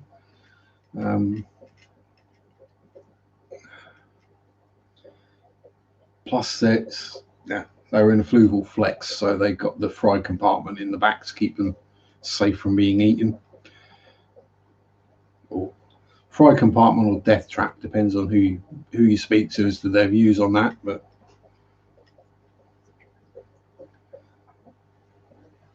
what are you doing? What are you doing, you silly beggar? Are you trying to swim up the trying to trying to swim up the inlet nozzle? Not going to happen.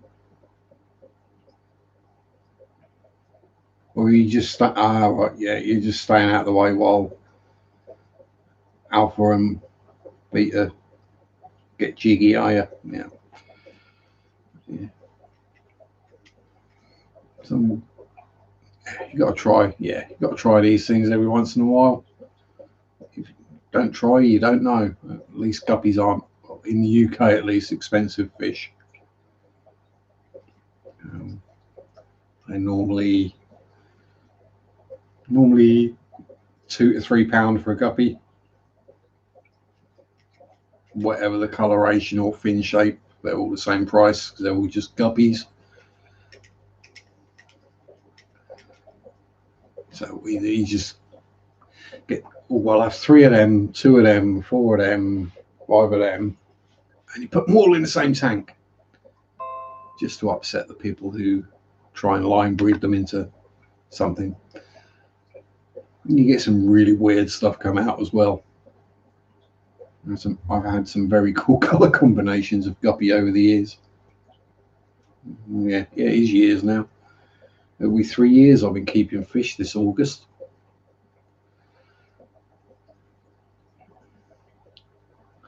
Which means it'll be 3 years old for Dave and Panda. Is Dave older than Panda, or is Panda older than Dave? Panda's older than Dave. Panda being the panda cory, Dave being the female black bristlenose that's in there. I'll have had both of them for 3 years come August this year. Touch wood. Touch wood. It depends on who I'm talking to at the time, though. Yeah. I think this is the thing. One of the things with fish keeping is there's so many different species that you want to keep. Right? There's only a certain amount of tanks most of us can actually have, either through space or just don't want to be doing water changes all week. I mean, great to the people who've got hundreds of tanks. I'm too lazy. I wouldn't keep up with the water changes and the maintenance. Marriott's been doing it for 15 years. Exactly. So there's all these fish you want to keep, you want to have, and a finite amount of tanks.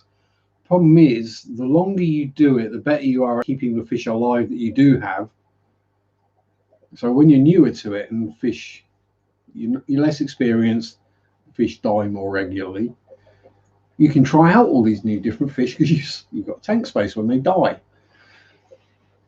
When you keep the fish alive, you run out of tank space, and then they start breeding, and then you need a fry rack, and then you fill the fry racks, you need extra tubs. So yeah, it's one of those things where you get to a point where if you want to try a new fish, yeah, and then you find the fish you love when you've got nowhere to put it. Exactly. Which is why at the moment I wouldn't be overly averse to sacrificing a tank of crebensis if I couldn't sell them or move them on. Now, let's say, for example, I came across something super cool. I could only get it there and then. And the only way I could keep it was if I did, yeah.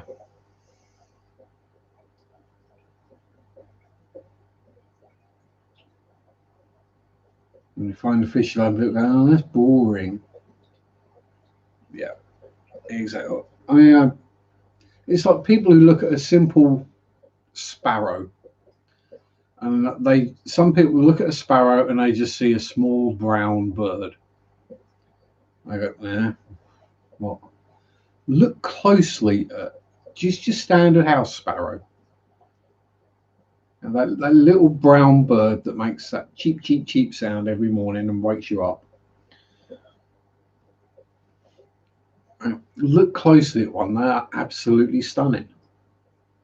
The colours and the patterns, okay, it's all browns, but the colours and the patterns in their feathers and plumage is gorgeous. But people don't love them as much as I love, say, a blue tit, because the blue tit's got blue and yellow and pretty colours. You know, it's.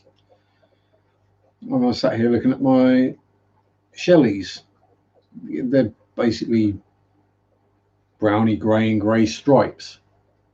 Nothing particularly pretty, but you'd think, but they're absolutely awesome fish to keep.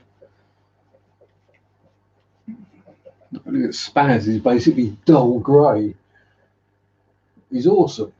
Then you look at your car as being the electric blue with the orange trim.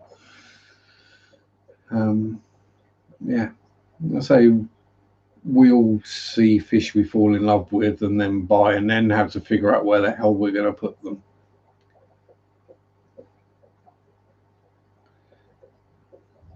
Anyway, I've reached the end of my time. I've actually overrun a little because I've been waffling on quite well tonight. So I will say thank you very much for everyone for tuning in and for hitting the like button. Thanks again to shiny, yes, gotta have your shiny moments. Also thanks to Bob for the super chat, as always appreciated, never requested or needed. Well, it might be needed sometimes, but so yes, thank you all. Have a good week, stay safe. Mwah to the ladies, fist bumps to the dudes.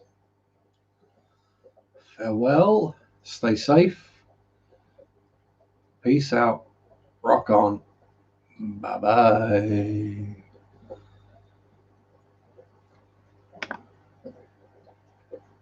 Sunday Sharpe, do do do do do do. Sunday Sharpe, do do do do do do. Sunday Sharpe, do do do do do do do do.